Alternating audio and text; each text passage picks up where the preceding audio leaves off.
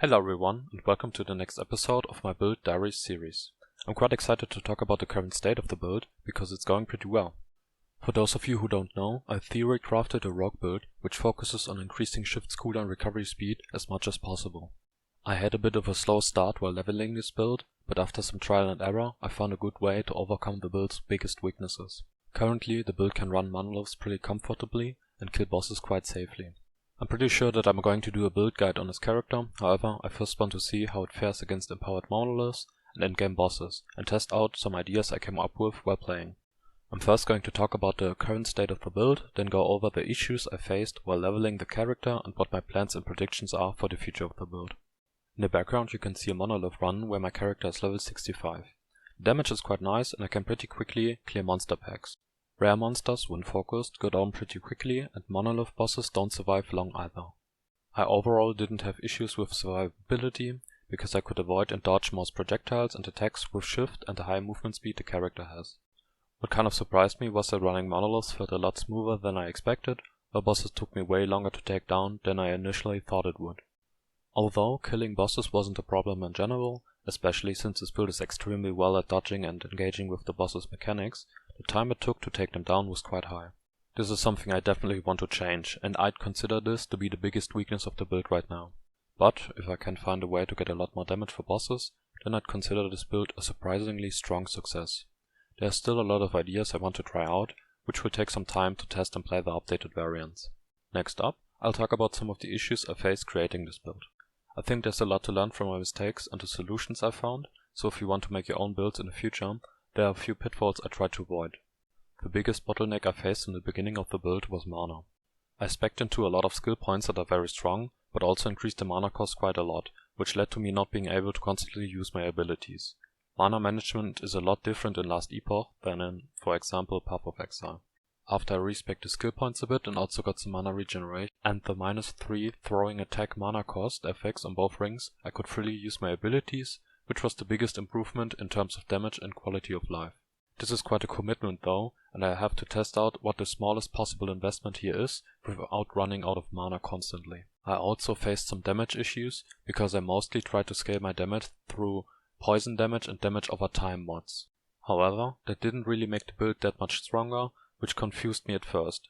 Only after I accumulated some poison on hit chance, poison resistance shred and damage multipliers was the build able to do substantial damage. So what I've learned was that a mix of multiple mechanics is a lot better than just raising the damage statically. One of my first worries was that the Smoke Weaver dagger doesn't have a damage over time modifier, and that this way the damage wouldn't be great, but so far that hasn't been an issue.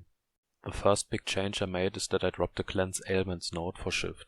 Don't get me wrong, that node is fantastic, but it has an issue. Although the node on its own is good, the node before it is pretty bad for this build. It decreases the cooldown recovery speed of shift, while also giving it a bit more distance traveled.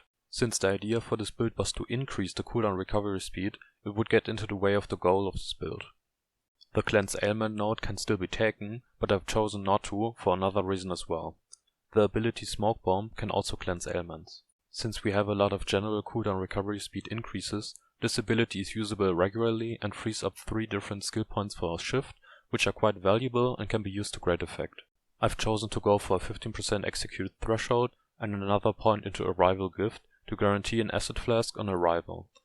In the future for my gear, I want at least +2 level of shift to get an emergency flask skill point, and if I get even more points for shift, I'll either spend it on 1 more point in swift recovery for more mana gain, or momentum for a longer speed up duration after shifting.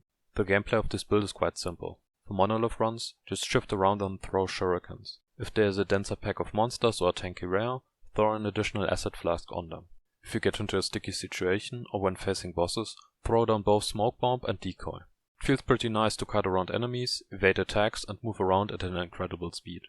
My plans for this build currently are that I want to find the perfect balance for my mana consumption, want to scale the damage more to take down bosses faster, and play around with a bit of the passive points and skill points to see which of these work best. Another thing I want to test out is which gloves will perform the best. There is a pair of unique gloves called Lee Raka's Claws, which has the 2 fantastic modifiers +2 projectiles with Shuriken and up to 125 chance to poison on throwing hit, and one rather useless modifier which gives crit multi. I believe that a good legendary version of these gloves will be best in slot, but currently I actually prefer just some decently crafted rare gloves.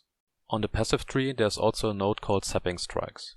This node gives mana and health when using a skill that costs 0 mana and we hit an enemy. I think this could actually be the best way to sustain mana, since we can use the -3 throwing attack mana cost to push Shuriken's mana cost to 0. The extra health on hit is fantastic as well, and further pushes our survivability.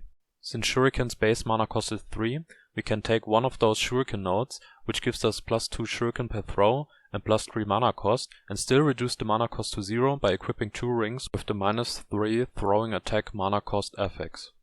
I unfortunately haven't found a way to push the mana cost of Shuriken lower. It would be quite nice to do this, because then we could take the other +2 Shuriken node in the skill tree, which also increases the mana cost by 3. The tier 7 roll of the -throwing attack mana cost affix only gives -5 mana, which would leave us with a mana cost of 1, make the Sapping Strikes passive not work for Shuriken hits. So if you have an idea on how to get both of these nodes and also reduce the mana cost to 0, I'd love to hear it. If you're interested on how the build will perform in the late game, stay tuned for my next Build Diaries video. The best way to stay up to date is by subscribing to my channel to be notified when I upload the next video. I'll be uploading the next video soon, in which I will show off late game footage of the build. Besides that, I hope you enjoyed this video. If you did, or if you didn't, like and dislike accordingly, and, if you want, write in the comments what you would like me to improve. All feedback is welcome, especially since I'm only at the start of my content creation journey.